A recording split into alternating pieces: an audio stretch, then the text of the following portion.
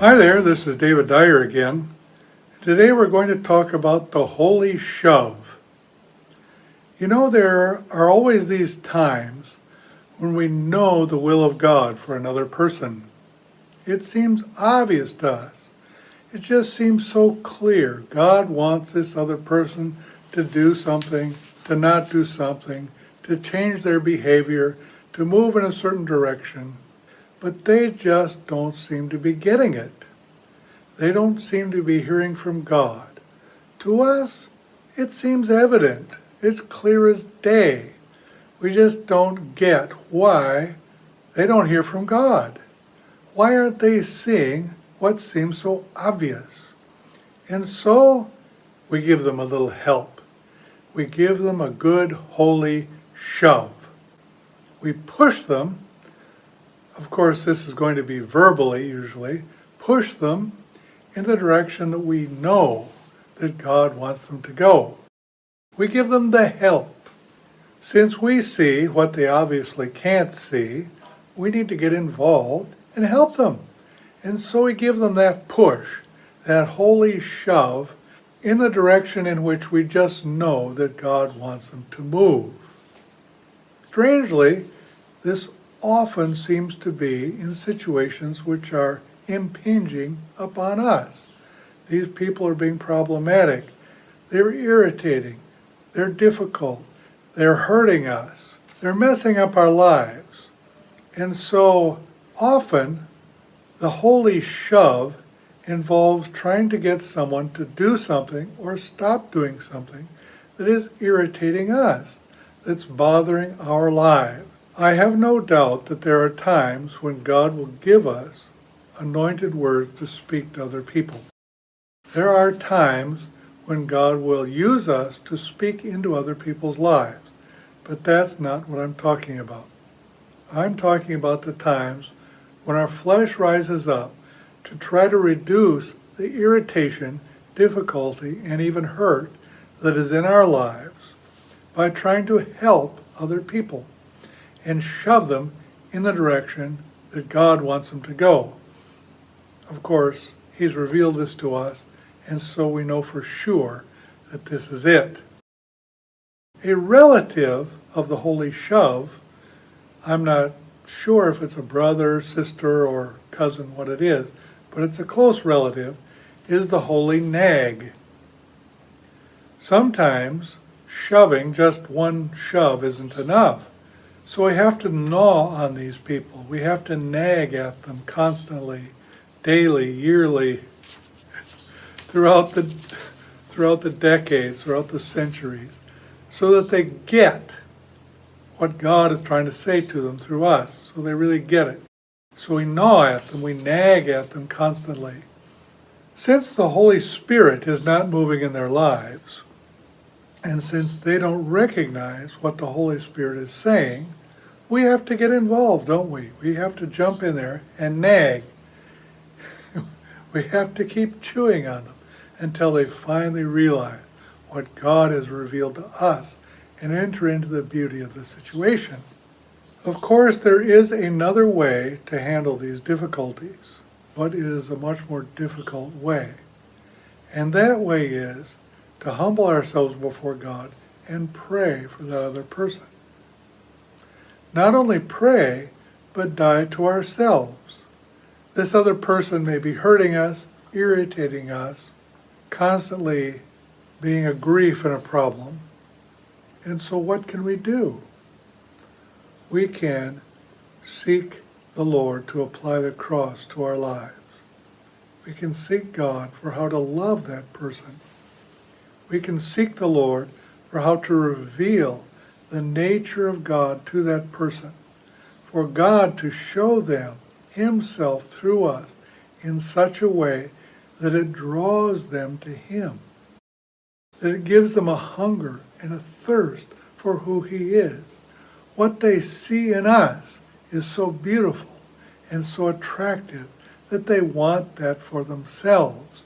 And so they seek God themselves. They open up to God themselves. And God speaks to them directly. The problem with the holy shove and the holy nag is that we enter into the unholy spirit, which is our own spirit, trying to do something for God. But the results are not the same as if God actually does something. Our words don't have the same power as God. When God speaks, things happen, things change. People become different people when the Word of God enters into them. Just as God created the first creation in which we live through speaking, when He speaks into the lives of other people and into our lives, it is creative. It does things. It changes things. It makes them and us into new people because it has power. Nothing which God says lacks power. But our words are not in the same category. Unless God anoints us to speak to someone, and if it is a situation in which we are being hurt or irritated or aggravated, the probability is that we are not being anointed.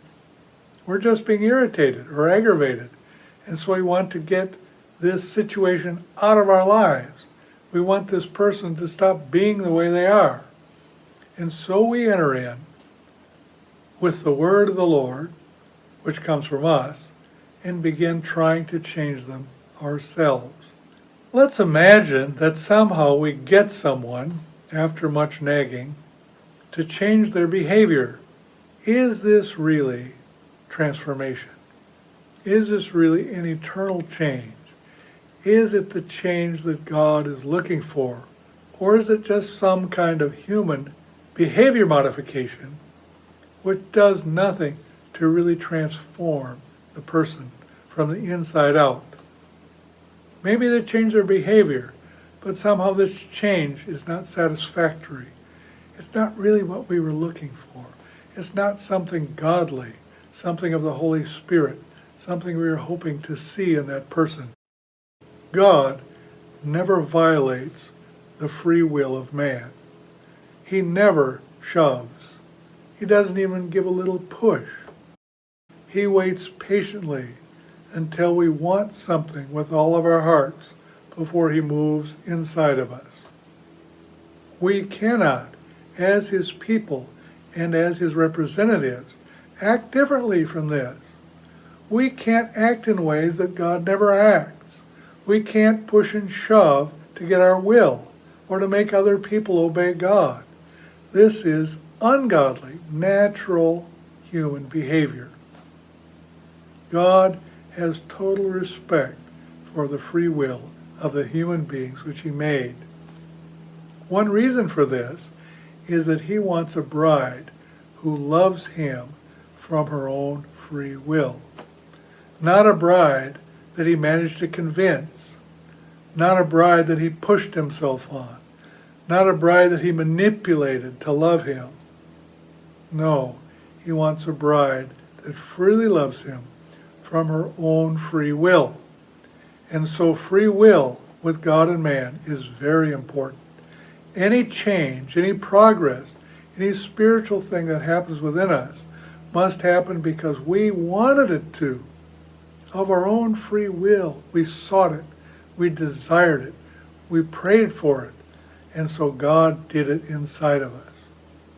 So we, as His people, cannot be and act differently than this. We've got to work in the same way God works. We've got to let Him work in us first, and then work in that other person. The problem is that God working in us involves many times self-denial and crucifixion. It involves pain. It might involve years of patient waiting. It involves things that we naturally don't want, but which are virtues we all badly need. To love the unlovable. To love someone even when they're hurting us. To show Christ to people when they are doing things that are irritating. That is overcoming. That is the true Christian life. Brothers and sisters, let us repent for trying to help God or help others. Help others to stop hurting and irritating us. Let's repent before God and let Him change our behavior. Let Him change us. Let Him work in us to apply His crucifixion to our old life and nature, so that it is no longer we who are living, but Christ who is living in us and through us. What did Jesus say when He was on the cross, being tortured, dying, in pain and suffering? Father, forgive them. He manifested God's love. So instead of giving people the holy shove or employing the holy nag, let us let God transform our lives so that Christ is seen in us. You know, it's possible that person will never change, but what God does in us, an eternal, holy, beautiful change, will be a reward in us and for us for eternity. So it's worth it. Let us gain the eternal riches. Let us fill ourselves with eternal holy things. Let us allow God to make us holy and pray for those who we perceive are not yet where they need to be with God. Don't enter into the place of God. Don't try to change other people through natural means. Don't try to modify their behavior. Show God to them. Let God reveal Himself to them through you in a way that causes them to hunger for that for themselves, to want that for themselves. Instead of Christ's representative being this nagging, in their ear all the time, someone who's trying to change them superficially. They see someone who is holy and beautiful and loving, and they desire that for themselves, and so they seek God. Then God can do a real transforming work in their life. Is this easy? No. Is it going to be painful? Most likely it will be. Is it going to be the loss of us, our self-life? Absolutely. It's going to be a crucifixion and an annihilation of the old man and the old nature. But hallelujah, what a relief to be rid of that, to be rid of that self-centered person who only thinks about themselves, their own comfort, and their own situation. Someone who is willing to lay down their life for someone else. Greater love has no man than this, that he would lay down his life for his friend. Amen. May God bless you.